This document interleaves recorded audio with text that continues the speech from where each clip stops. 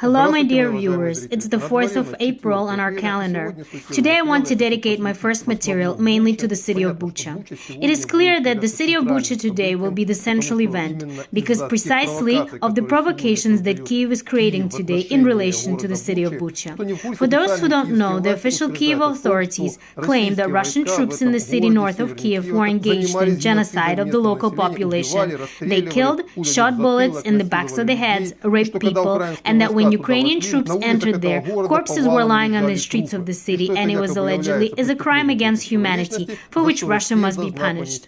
This point of view is being replicated today by dozens, hundreds, and maybe even thousands of publications, not only in Ukraine, but also throughout Europe and the United States of America. I can't help but comment on this. Moreover, I will not even break this fake with these operational shots that are being presented as proof, where corpses move their hands, then get up. God be with them. Let's say that the official version of Kyiv is that this is a distortion in the mirror, a distortion in the window, a drop on the glass. Okay.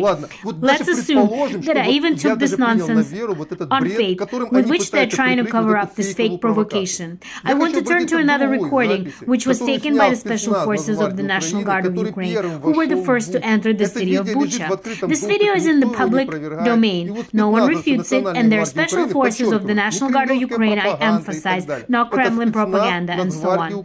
It was the Special Forces of the National Guard of Ukraine who conducted an operational survey when they were the first to enter the Bucha to clean up the city. I left a link to this material in the text line under the video. Anyone can get acquainted with it. And anyone who looks at it will find out some interesting things.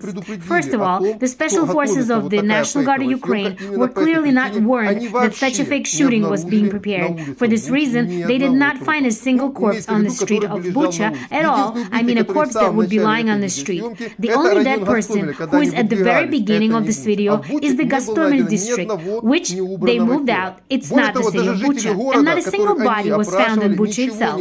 Moreover, even the residents of the city whom they interviewed did not say anything about repressions, mass killings, shootings, or rapes. The only hint about some kind of execution was from a man who thought that he was being taken to be shot, despite the fact that appropriate attributes were found in his house and so on. Apparently, he was very scared. He thought that he was being taken to the firing squad.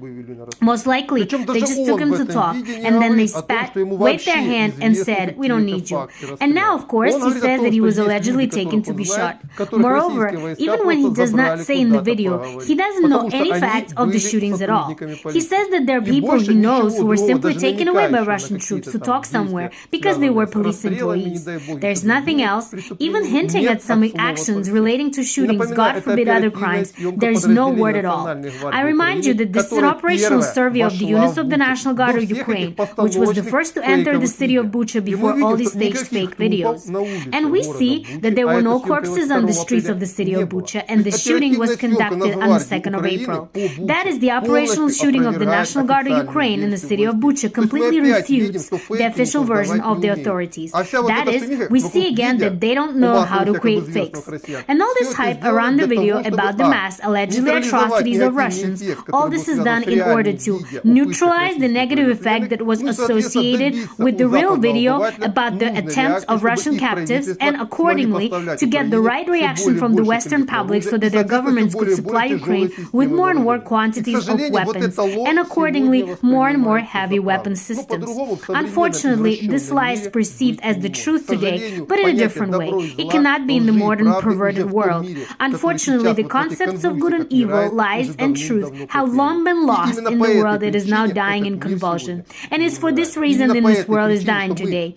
And it is for this reason that we are fighting this lying, corrupt, rotten world. We will win anyway because the truth is behind us. It's on our side. That is what I wanted to say in this video. That's all about it on this topic for now. Goodbye. Wait for the next report.